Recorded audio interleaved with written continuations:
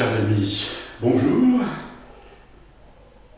Nous voici dans les derniers jours du temps ordinaire, 34e semaine, et ce lundi, nous retrouvons donc le livre de l'Apocalypse au 14e chapitre.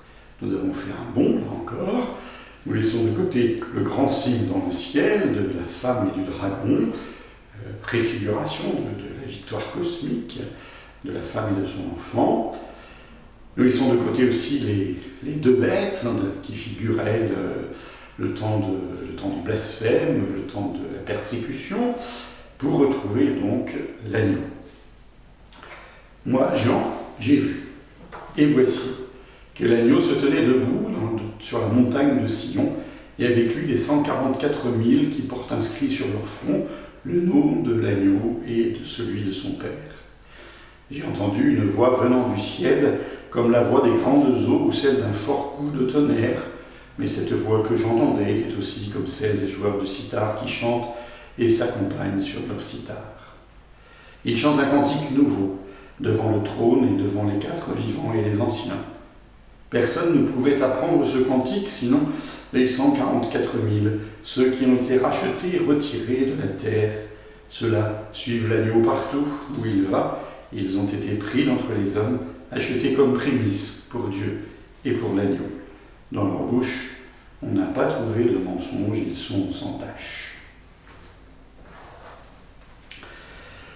L'agneau, donc, entouré dans ce 14e chapitre des 144 000 qui font écho aux autres 144 000 au début du livre de l'Apocalypse, 12 000 pour chacune des 12 tribus d'Israël.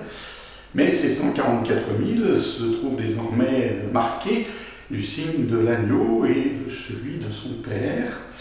Il figure donc le nouveau peuple de Dieu, l'Église, ces 144 000 marqués du signe de l'agneau, chrétien donc. Et ils entourent l'agneau dans cette liturgie céleste, à la fois tonitruante, vigoureuse, et douce comme la musique des sitars. Ces 144 000, qu'est-ce qui les qualifie pour entourer ainsi l'agneau ? Très simple, très simple. Ils ont été pris de la terre, retirés de la terre, pour suivre l'agneau partout où il va. Dans leur bouche, on n'a pas trouvé de mensonge, ils sont sans tache. Ces 144 000 sont donc les disciples de l'agneau par excellence. On n'a pas trouvé dans leur bouche de mensonges, ils n'ont pas cédé aux illusions de la bête, du blasphème, de la persécution. Ils sont résolument disciples de l'agneau et l'accompagnent partout où il va.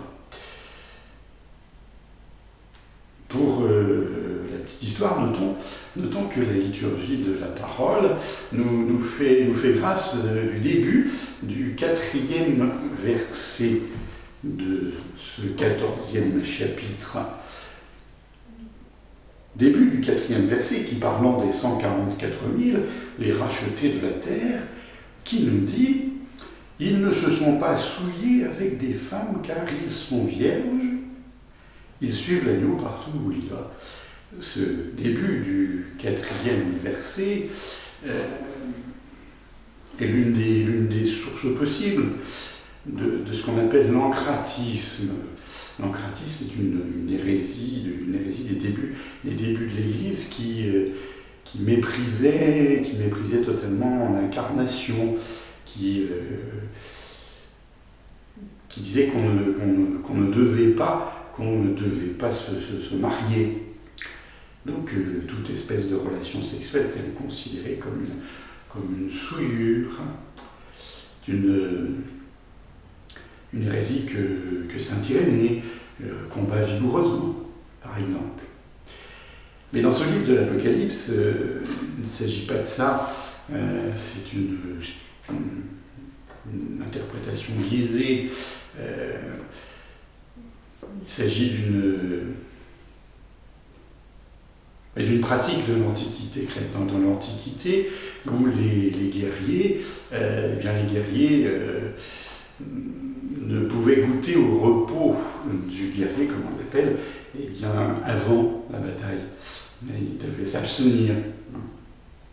Et c'est ça que vise le livre de l'Apocalypse, pour qualifier ces 144 000 qui suivent l'agneau. Ce sont entre guillemets, ces soldats, ces guerriers, les guerriers de la victoire de l'agneau, qui le suivent partout où il va. C'est une figure de guerrier, et non pas une interprétation d'un rapport qui deviendra l'ancratisme.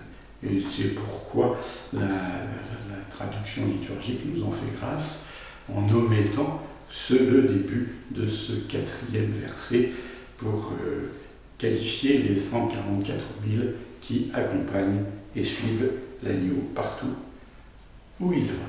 Et nous verrons la suite demain.